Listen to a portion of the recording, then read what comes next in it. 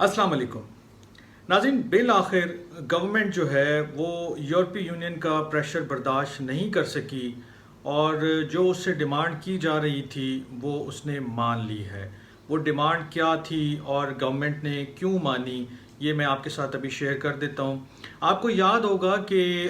मई 2020 में कराची में एक जो है वो तैयारा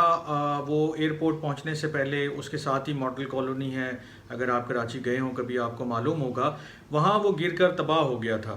अच्छा, उसके बाद जो है वो उस वक्त के जो वज़ीर साहब थे एविएशन के, ग़ुलाम सरवर साहब, उन्होंने असम्बली में एक बयान दिया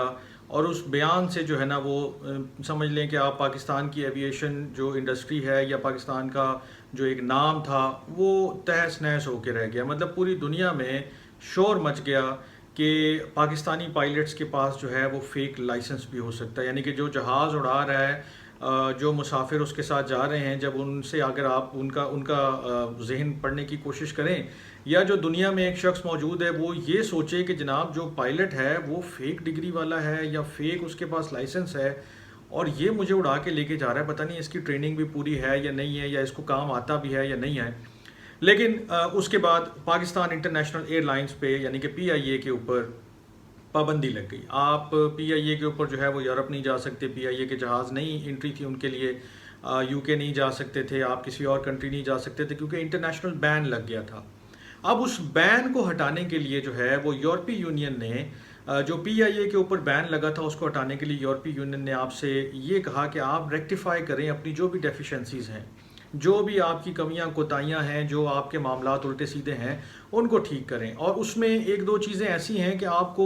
रेगुलेटरी फंक्शंस अलहदा करने चाहिए और आपको जो सर्विसेज हैं या आपकी जो डेवलपमेंट है या इंफ्रास्ट्रक्चर रिलेटेड चीज़ें हैं उसको अलहदा करें। अच्छा, यूरोपीय यूनियन ने आपसे कहा कि आप ये चीज़ें अलहदा करें और मेरे ख्याल में उसका तरीका भी यही बनता था कि जहाँ से ये मामला शुरू हुआ था यानी कि नेशनल असम्बली ऑफ पाकिस्तान, वहीं से आप इसको जो है ना वो दोबारा जोड़ें और दोबारा उसका काम शुरू करें। तो एविएशन मिनिस्टर जो हैं ख्वाजा साद रफ़ीक साहब, उन्होंने अभी पिछली 2-3 दिन पहले जो है वो 2 लॉज जो हैं वो नेशनल असम्बली में टेबल किए। उन 2 लॉज में क्या है और उनका इतलाक़ किन लोगों पर होगा, किन पर नहीं होगा, उसका मकसद क्या है, वो मैं आपके साथ अभी शेयर कर देता हूँ। बज़ाहिर आपको पता ही है कि उसका मकसद यही है कि जो पीआईए के पर काटे गए थे 2020 के बाद जब ये हादसा हुआ था कराची वाला, तो उसे दोबारा ये मौका दिया जाए कि वो यूरोप, यूएसए, यूके या दुनिया की और डेस्टिनेशंस की तरफ जो है वो फ्लाई कर सके। तो इस मकसद के हुसूल के लिए जो है हुकूमत ने जो 2 लॉज अभी पेश किए हैं, उनमें से एक जो है वो लॉ है जनाब दी पाकिस्तान सिविल एविएशन एक्ट 2023 और दूसरा जो है वो पाकिस्तान एयरपोर्ट्स अथॉरिटी एक्ट 2023। वही बात जो यूरोपीय यूनियन ने आपसे की कि इन दोनों चीज़ों को आप अलग-अलग कर दें, यानी कि रेगुलेटरी फंक्शंस को अलग करें और सर्विसेज डेवलपमेंट और इंफ्रास्ट्रक्चर वगैरह का जो मामला है उसको आप अलग करें। एयरपोर्ट्स के ऊपर जो भी आपने सर्विसेज प्रोवाइड करनी है, मेन इसका क्रक्स है वो तो ये है कि जनाब अगर आपने वापस आना है यूरोप की तरफ, आपने पीआईए को दोबारा जो है वो फिजाओं में उड़ने की जो है वो आप चाहते हैं कि वो उड़े, तो आपको सारी जो है ना वो चीज़ें सुधारनी होंगी। ये जो फेक डिग्री स्कैंडल है इसको एड्रेस करना होगा, लोगों का प्रॉपर आपने कॉम्पिटेंसी टेस्ट लेना होगा, उनकी स्किल्स चेक करनी होगी। वो मैं चीज़ें आपके साथ शेयर कर लेता हूँ, लेकिन उससे पहले मैं आपको ये 2-3 चीज़ें ज़रूर बताना चाहूँगा कि जो बड़ी अहम है। तो इसमें एक तो पर्पज़ वही है कि आप रेगुलेटरी फंक्शंस को अलहदा करें और सर्विसेज को, डेवलपमेंट इंफ्रास्ट्रक्चर को अलहदा करें। ये 2 बातें तो मैं आपसे पहले कर चुका हूँ। इसमें जो एक और अहम चीज़ है जो मैं ज़रूर आपके साथ मैंशन करना चाहूँगा कि यूरोपीय यूनियन की तरफ आप क्यों गए हैं और आप यूरोपीय यूनियन जो है उसका जो प्रेशर की जो मैं बात कर रहा हूँ, या जो उनकी डिमांड है या जो उनकी रिक्वायरमेंट्स हैं उसकी तरफ आप क्यों गए हैं, क्योंकि to improve services, enhance efficiency at airports and comply with the standard and recommended practices, जिसको आप कहते हैं SARPs of the international civil aviation an institutional arrangement is needed to create separate authorities for civil aviation regulations and service provision। तो ये वही बात जो bill में लिखी हुई है मैंने आपके साथ शेयर कर दी ताकि कोई इबहम ना रहे कि ये क्या बात है और क्या मामला है। अच्छा, ये जो दोनों एक्ट्स बनाए गए हैं इनका इतलाक़ पूरे पाकिस्तान पे होगा, तमाम एयरपोर्ट्स पे होगा, तमाम जो भी उस एयरपोर्ट पे काम करने वाले उनके ऊपर होगा, जो भी आने जाने वाले लोग हैं उनके ऊपर होगा। लेकिन इसका इतलाक़ जो है वो आर्म फोर्सेज ऑफ पाकिस्तान के ऊपर नहीं होगा। कि इसका इतलाक़ जो है वो आर्म फोर्सेज के ऊपर नहीं होगा, लेकिन चूँकि जो आप कह लें कि हमारी जो एयर स्पेस है वो एक स्ट्रेटिजिक एसेट होता है किसी भी मुल्क का, तो इसके जो बोर्ड के जो मेंबर्स हैं उसके अंदर जो है वो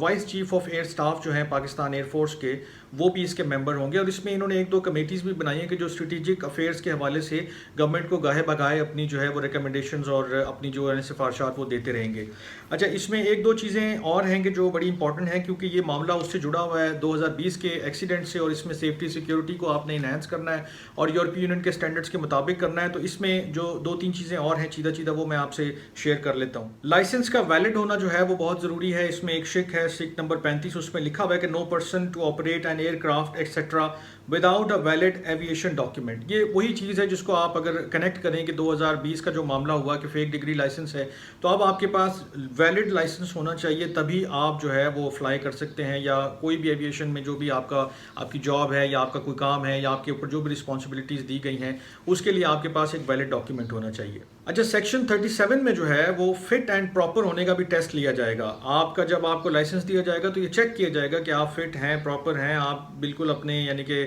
जो काम में है महारत रखते हैं, आपकी स्किल्स, आपकी कॉम्पिटेंसी है या नहीं है। और इसके लिए आपका जो है वो एग्जामिनेशन टेस्ट भी लिया जाएगा, और उसमें आपकी जो है वो नॉलेज है, आपकी स्किल्स हैं, आपकी कॉम्पिटेंसी है, या आपकी जो भी एविएशन रिलेटेड एक्सपर्टीज़ हैं उनको जो है वो चेक किया जाएगा कि क्या आप वाकई अहल हैं या नहीं है। अच्छा, एक सेक्शन और बहुत अहम है कि सर्टिफिकेट ऑफ एयर वर्दीनेस, यानी कि आपका जो जहाज़ है, जो आपका तैयारा है, वो भी इस काबिल है कि वो सही से उड़ सकता है। यानी कि पायलट का टेस्ट हो गया, उसकी सारी आपने जांच पड़ताल कर ली, अब आपका जो तैयारा है उसे भी एक जो है ना वो स्टैंडर्ड का होना चाहिए, उसकी तमाम चीज़ें ठीक होनी चाहिए, तभी उसको फ़िज़ा में जो है वो उड़ने की इजाज़त दी जाएगी। तो उसके लिए आपको एयर वर्दीनेस सर्टिफिकेट जो है वो रिक्वायर्ड होगा, वो होगा तो आप पाकिस्तान में फ्लाई कर सकते हैं। अच्छा, जैसे मैंने आपसे पहले जिक्र किया कि चूंकि एविएशन जो है वो एक स्ट्रेटेजिक एसेट होता है, तो इसमें एक कमेटी जो है उसको भी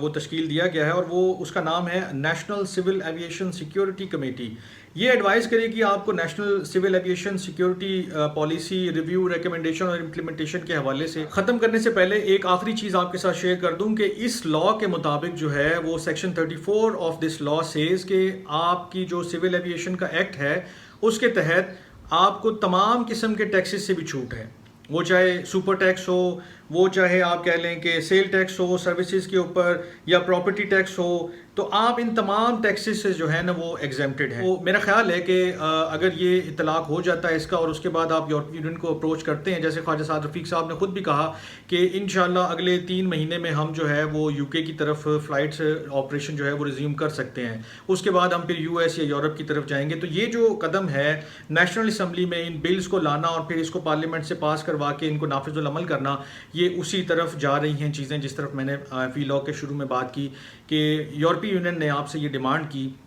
कि आप अपने जो चीज़ों में है वो सुधार लाएं, आप अपने रेगुलेटरी और जो दूसरे फंक्शंस हैं उनको सीधा करें, तभी आपको इजाज़त दी जा सकती है कि आपकी जो PIA की जो फ़्लाइट्स हैं वो यूरोप या दीगर डेस्टिनेशन की तरफ जा सकें। तो आप इन चीज़ों से कंप्लाई करेंगे जब यूरोपीय यूनियन की डिमांड के साथ, और ये पास हो जाएंगे लॉज, तभी आपको यूरोप या दीगर डेस्टिनेशन की तरफ जो है वो फ्लाई करने की इजाज़त मिल जाएगी, और होपफुली हम उम्मीद करते हैं कि ऐसा हो जाएगा। आज के वीलॉग से इतना ही, अपना बहुत ख्याल रखिएगा, मिलते हैं अगले वीलॉग में। अल्लाह हाफिज़।